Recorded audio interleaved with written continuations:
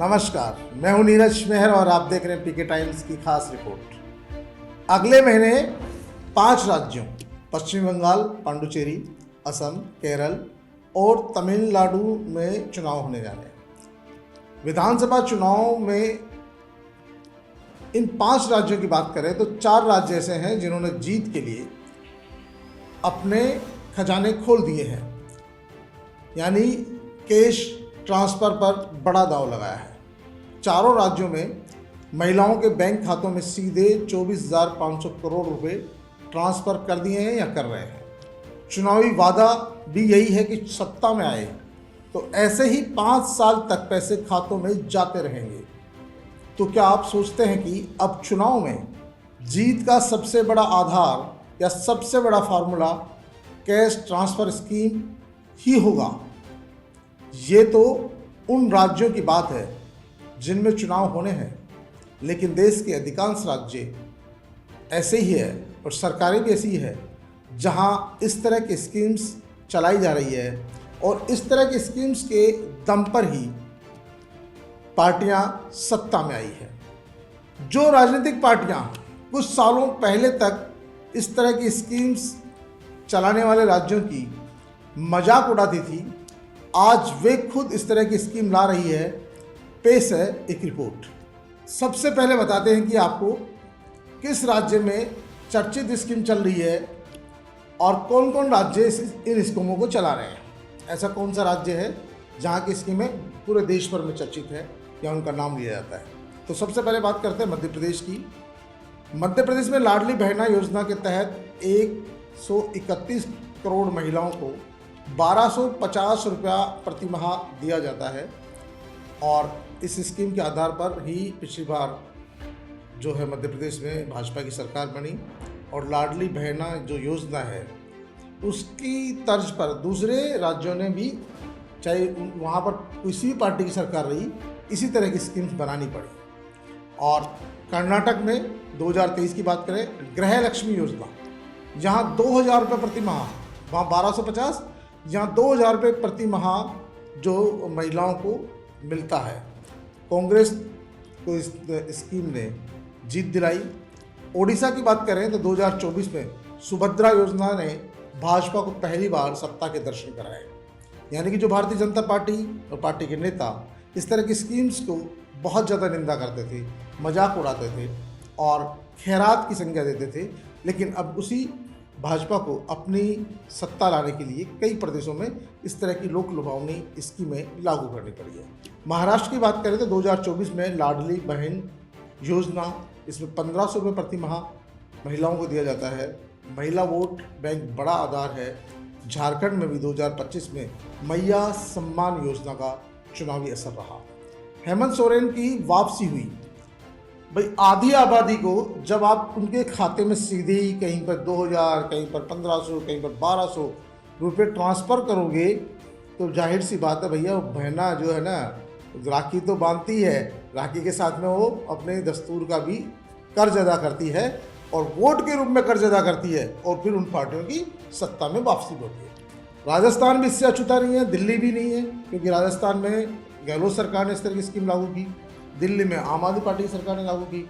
और लेकिन राजस्थान में जो गहलोत सरकार की योजना थी, गहलोत को सत्ता वापसी नहीं करा सकी। दिल्ली में भी आम आदमी पार्टी की सरकार गई, क्योंकि वहाँ पर भारतीय जनता पार्टी ने इससे भी बेहतर योजना दी, राजस्थान में बेहतर योजना दी और महिलाओं ने और अन्य लोगों ने उन योजनाओं को स्वीकार किया। आज उसका लाभ मिल रहा है। इस तरह की जो स्कीम्स हैं न केवल महिलाओं के लिए, वृद्धजनों के लिए भी है, निःशक्तजनों के लिए भी है, विधवाओं के लिए भी है, स्टूडेंट्स के लिए भी है और किसानों के लिए भी है। इस तरह धन ट्रांसफ़र करने की स्कीम चलाने की राज्य सरकारों में होड़ मच गई है और इस होड़ के चलते ऐसे हालात हो गए कई राज्यों को के पास सरकार चलाने के पैसे नहीं है, ब्याज को चुकाने के लिए ब्याज लेना पड़ रहा है।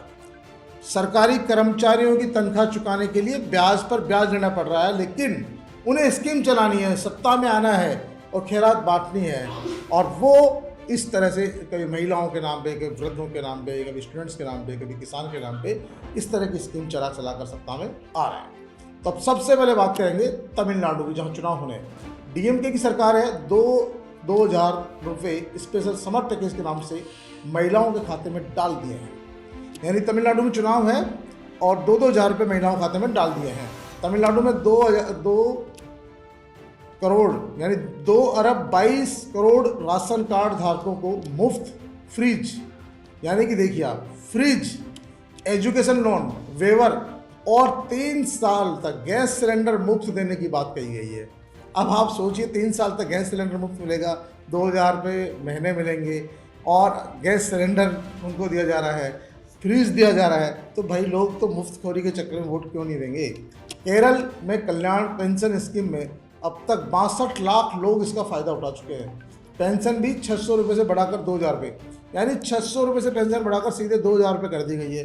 बंगाल की बात करें तो 1,500 करोड़ रुपए बेरोजगार युवा पेंशन पर खर्च हो रहे हैं। असम की भाजपा सरकार ने बिहू मनाने के लिए, एक पर्व है, बिहू मनाने के लिए 4-4 हज़ार रुपये महिलाओं के खाते में डाल दिए हैं। आप सोचिए, या दिवाली मनाने के लिए अगर यहाँ भी राजस्थान सरकार या भारत सरकार दिवाली मनाने के लिए 5-5 हज़ार रुपये खाते में डाल दे तो लोग वोट क्यों नहीं देंगे। तो भाई ये इस तरह की जो खेरा, मतलब इस तरह की जो फ्री का जो दिया जा रहा है ना, ये स्टेट गवर्नमेंट की जो कमर तोड़ के रख रहा है। लेकिन अब सत्ता में आने के लिए राजनीतिक पार्टियों के पास इससे बड़ा दूसरा कोई हथियार भी नहीं है। केरल की वामपंथी सरकार कई बार बड़ी बड़ी बातें करती है, उपदेशों की बात करती है, लेकिन वो भी अछूती नहीं रही है और स्त्री सुकम नकद योजना लेकर आई और 10 लाख महिलाओं को हर महीने 1-1 हज़ार रुपया आज भी मिल रहा है। बंगाल की तृणमूल सरकार तो फरवरी में लक्ष्मी भंडार स्कीम में 500 रुपये बढ़ा चुकी है। खस्ता हाल अर्थव्यवस्था के बावजूद पश्चिमी बंगाल में, यानी खस्ता हाल अर्थव्यवस्था के बावजूद, मैंने अभी कहा था कि कर्ज चुकाने के लिए, यानी कर्मचारियों की तनख्वाह चुकाने के लिए ब्याज का भी ब्याज देना पड़ रहा है। और ममता बनर्जी भी वहाँ पर तृणमूल सरकार को अगले साल 5,000 करोड़ रुपये देने पड़ेंगे। यानी महिलाओं को इस तरह के जो उपहार देने के लिए, प्रति महीने उनकी केस उनके खाते में डालने के लिए उन्हें 5,000 करोड़ रुपये देने पड़ेंगे। इसी स्कीम ने 2021 के चुनाव में ममता को जीत दिलाई थी।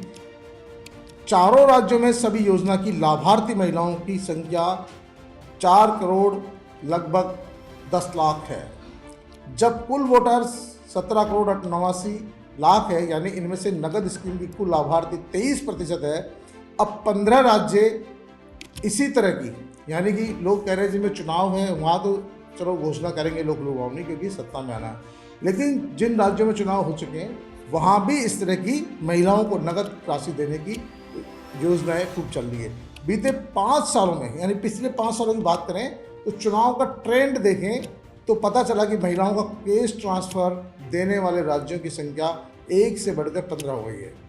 यानी पहले जब एक राज्य में स्कीम चलती थी तो बाकी सभी राज्य मजाक उड़ाते थे कि यार ये क्या है, 1,000 रुपये महीने देने से कौन सी पार्टी की सरकार आती है, कौन सी पार्टी को वोट मिलते हैं। लेकिन आज एक नहीं 15 राज्य हैं जहां पर इस तरह से महिलाओं के खातों में और दूसरे वर्गों के खाते में नगद हर महीना पैसा ट्रांसफ़र हो रहा है। ये राज्य 13 करोड़ से ज़्यादा महिलाओं को 2.46 लाख करोड़ रुपए तक सालाना नगद पैसा ट्रांसफ़र कर रहे हैं, जो इन राज्यों के कुल बजट का 0.7% है।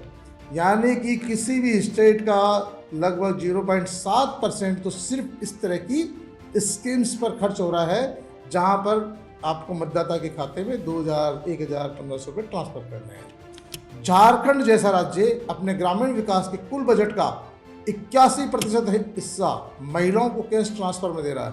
आप देख सकते हो कितना, 81% हिस्सा तो आप महिलाओं को कैश ट्रांसफ़र में दे रहे हो। भाई फिर अर्थव्यवस्था कैसे चलेगी आपकी, प्रदेश में विकास कैसे होगा। लेकिन ये ट्रेंड भी है कि जो राज्य विकास योजनाओं को रोक कर नगद स्कीमों पर पैसा खर्च कर रहे हैं, वहाँ कई योजनाएं शुरू नहीं हो पा रही है। जाहिर सी बात है, जब विकास का पैसा इस तरह आप नगद बांटोगे तो आपके स्टेट में डेवलपमेंट नहीं हो सकता है। नगद स्कीमों को चलते महाराष्ट्र, कर्नाटक जैसे बड़े राज्यों को अपने अहम खर्चों में कटौती करनी पड़ रही है। अब आपको बताते हैं कि इस मामले में एक्सपर्ट क्या कहते हैं या विशेषज्ञों की क्या राय है। विशेषज्ञों का साफ कहना है कि अलग अलग विचारधारा की पार्टियां चुनाव जीतने के लिए एक ही फार्मूला लगा रही है, जबकि सच्चाई यह है कि केवल इससे रिजल्ट नहीं बदले जा सकते। वाईएसआर कांग्रेस की सत्ताधारी पार्टी बंगाल के बाहर किसी राज्य में कैश ट्रांसफ़र देने वाली दूसरी सरकार थी। वो उन माताओं को भी कैश ट्रांसफ़र देती थी जिनके बच्चे स्कूल में पढ़ते हैं। इसके बाद भी वो चुनाव हार गई। राजस्थान में इंदिरा महिला सम्मान योजना भी कांग्रेस की सरकार नहीं बचा पाई। जैसा मैंने पहले बताया था कि राजस्थान और दिल्ली में भी इस तरह की स्कीम थी, लेकिन वहाँ न कांग्रेस की सरकार बची, न आम आदमी पार्टी की सरकार बची, और YSR रेड्डी की सरकार भी नहीं बची।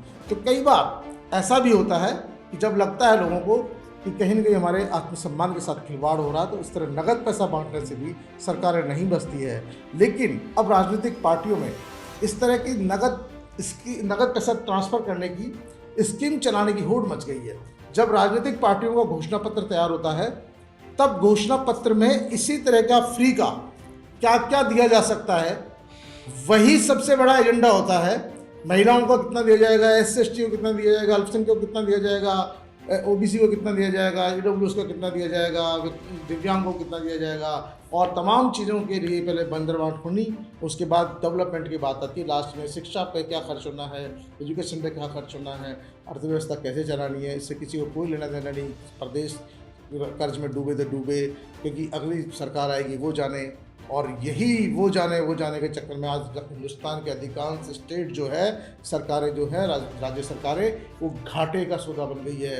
उनका बजट देखो तो इतना घाटे का बनता है, लेकिन क्योंकि सत्ता की भूख सबको है।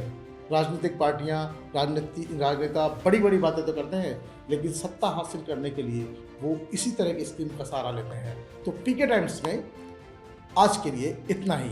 कल फिर हाजिर होंगे किसी नई रिपोर्ट के साथ, किसी नए मुद्दे के साथ। तब तक के लिए नमस्कार।